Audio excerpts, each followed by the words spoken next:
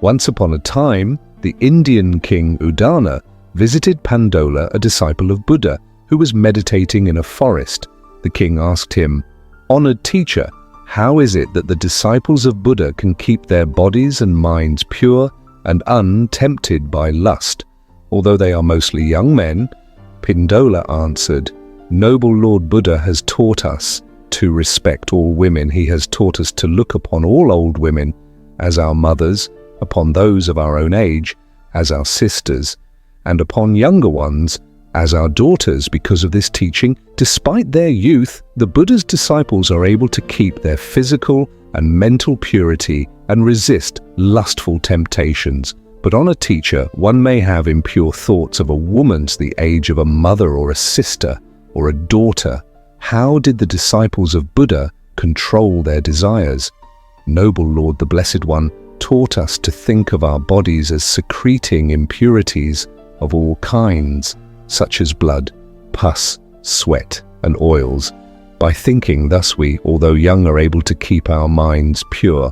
But honored teacher, still insisted the king, it may be easy for you to do this, as you have trained your body and mind and polished your wisdom, but it would be difficult for those who have not yet had such training, although they might make an effort to remember the impurities, but their eyes will look at attractive shapes.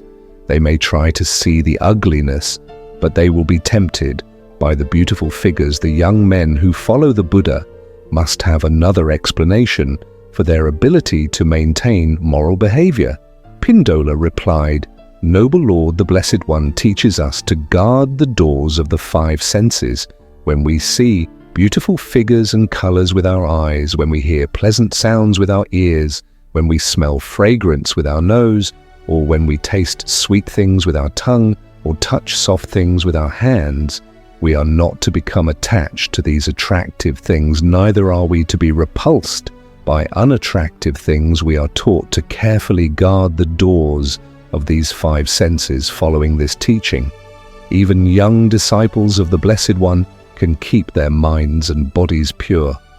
From my own experience, I know that if I confront anything beautiful or pleasing without being on my guard, I am disturbed by the sense impressions. The teachings of Buddha are truly amazing in order to maintain the purity of our deeds. It is important that we be on guard at the doors of the five senses.